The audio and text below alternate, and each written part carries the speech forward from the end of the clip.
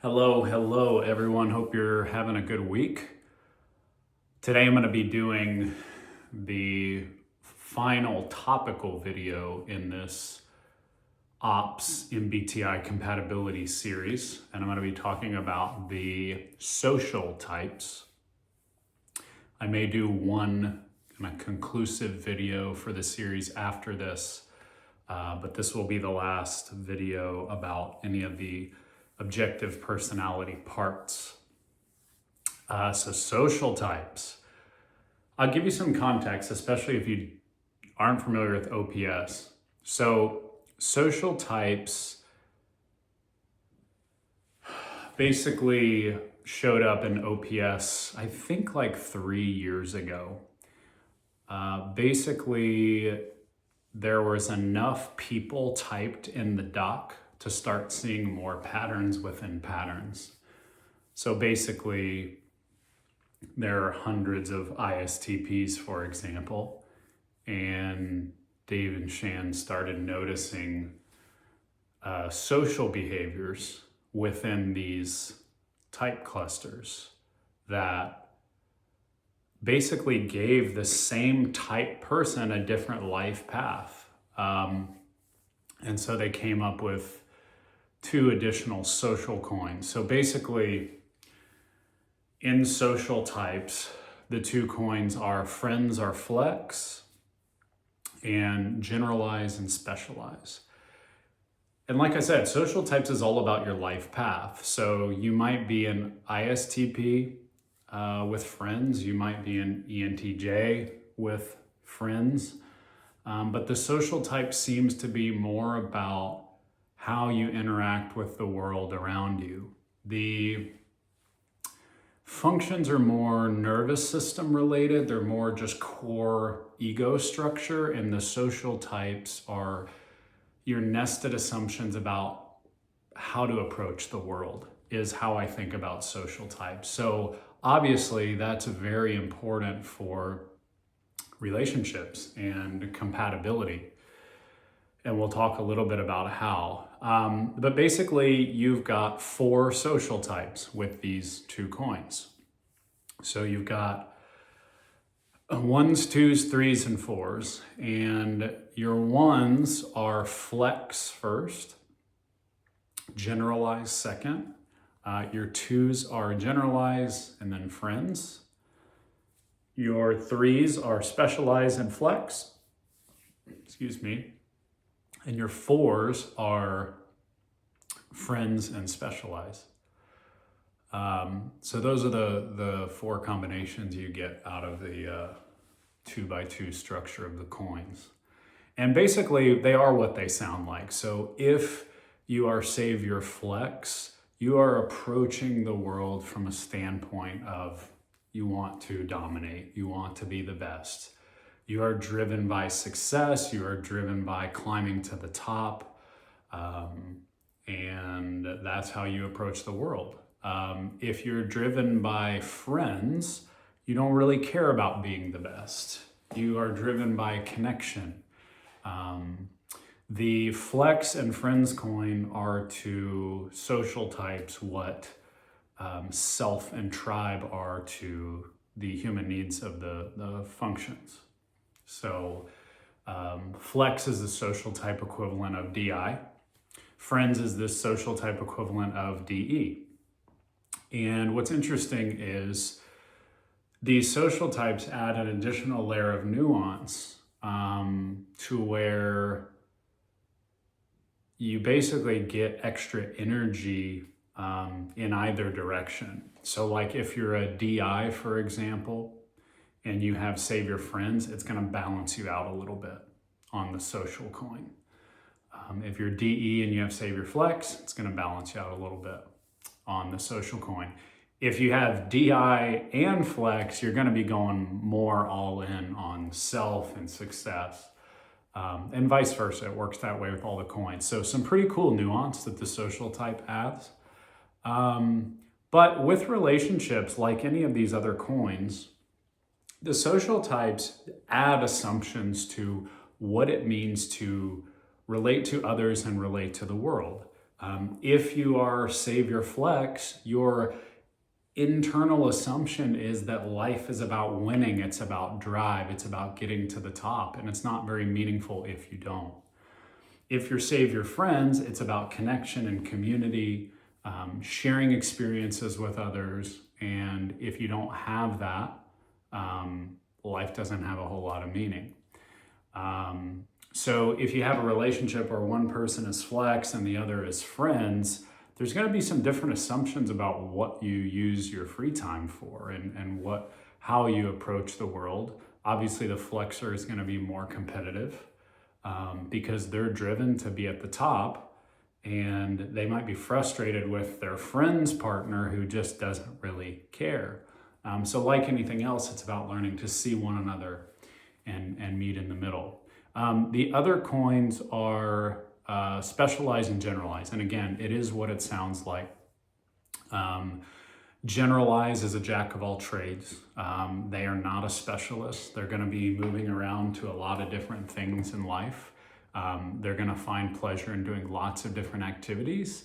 And the specialist is going to do one thing and they're going to focus in. So specialize is akin to OI, and generalize is akin to OE. So again, you have this effect of the social types that either balance out whatever your core functions are or doubles down on them. So when you're in a relationship, it's helpful to do the math with the functions, with the animals, and with the social type to see what sort of energy does my partner have. If they are Savior DE, and their Savior play, and their Savior Friends, they're going all in on connection and community and tribe and others.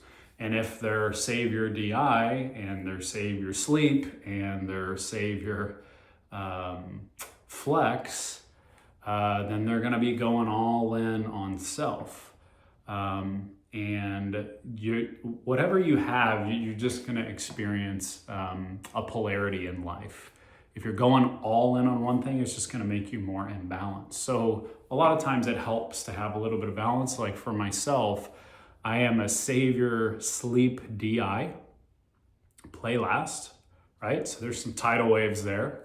But I have the Savior Friends. I'm a number 2, so I'm generalize and I'm Savior Friends. Now I am going in on the chaos with my SE, and the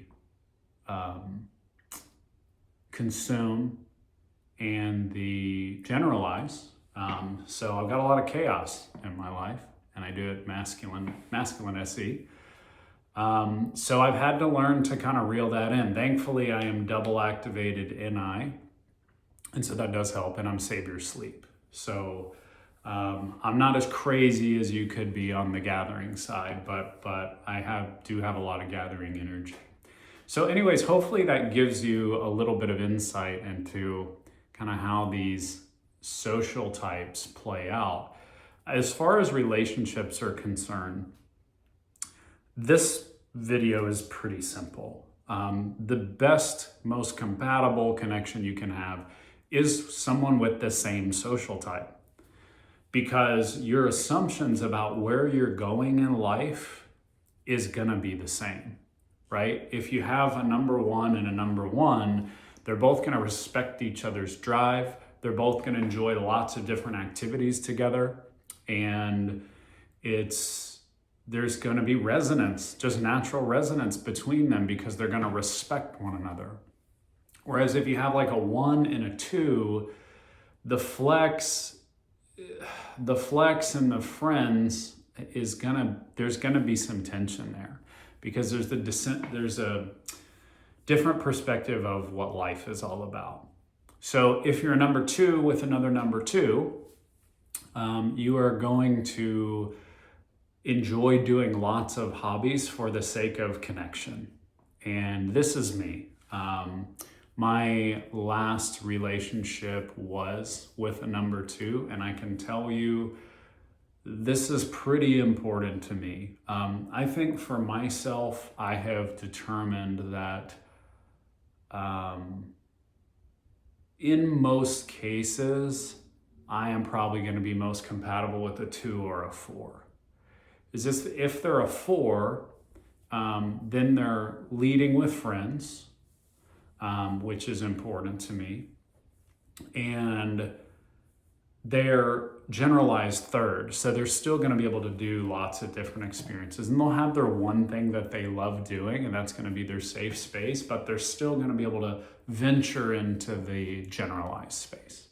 So I think 2s and 4s have a lot of natural chemistry. And I think 1s and 3s have a lot of natural chemistry. And I would venture to say that the sharing the friends coin or the flex coin is probably the most important part of compatibility with social types. Just like sharing the decider coin is the most important part, I think, of compatibility within the functions. There seems to be more universal flexibility with the observers. There seems to be more flexibility with the generalized and specialized coin. Again, I could be projecting, I'm a decider, so maybe I'll look more at that. I'm curious your thoughts. But generally, I think that seems to be true in the community. I have, my friend groups, I think, are mostly 2s and 4s. So my dad is actually the same type as me, but he's a sleep last number 1. And we see the world different. My dad, really cool guy. I have a lot of respect for him. He's accomplished a lot being a number 1, but for him, it's all about winning and being the best. And when you do that, you assume everyone else is like that too, and they're not. So having awareness of these social coins, I think, is really important. If you're a number 3 with another number 3, you're both going to really be able to respect each other's specialties, and respect the effort that goes into it. That having flex second, I've noticed, is much more balanced than the number 1s. They will still flex, they still want to win, but they've got the friends third balancing it out. I was with a number 3 and we had a lot of fun together. We would have some rubs where she would get competitive and wanted to be the best. But it was still fun for my friends second, and I am flex third. So I feel like the 3 and the 2 are kind of the double deciders of the social types, right? Because they've got flex and friends in the middle. So that can work too. And anything can work, guys. But ultimately, if you have the same social type, you're going to be moving in the same direction. And you're going to, again, have resonance. So you got to pick your battles on this type stuff. There is no perfectly compatible type for you.